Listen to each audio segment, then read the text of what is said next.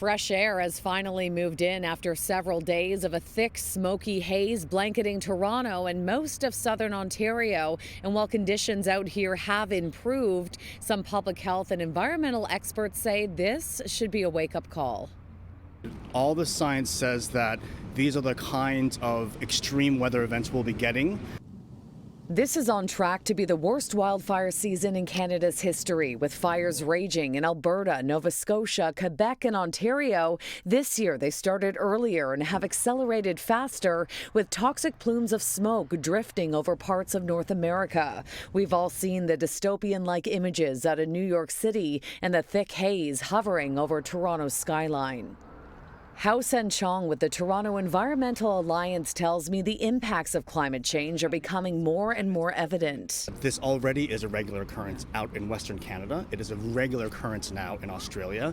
And it's possible that we may see this in future years on a more regular basis. Chong tells me in the next decade, it's expected Toronto alone will be experiencing sweltering summers with extended stretches of 40-degree weather, and that extreme weather events of the past will be happening more frequently. We're coming up to the 10th anniversary of the massive flooding that happened here in 2013, when people had to be taken out of the GO train in the Don Valley. These are the kinds of extreme events and extreme weather events we should expect moving forward, unless we rapidly reduce our greenhouse gas emissions and rapidly reduce the burning of gas, oil, and other fossil fuels.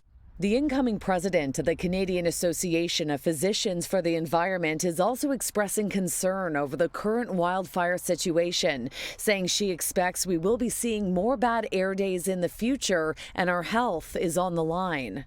The pollution from wildfire smoke is a whole soup of different chemicals, but the ones that we worry most about are called PM 2.5, particulate matter 2.5, and they're the very small, tiny components that not only get deep into the lungs, but they can enter the bloodstream. And so within an hour of exposure to wildfire smoke, we can actually document widespread inflammation throughout the body. And it's very clear from international reports that no new fossil fuel infrastructure can be built in order for us to tackle this climate crisis. No more pipelines, no more gas plants.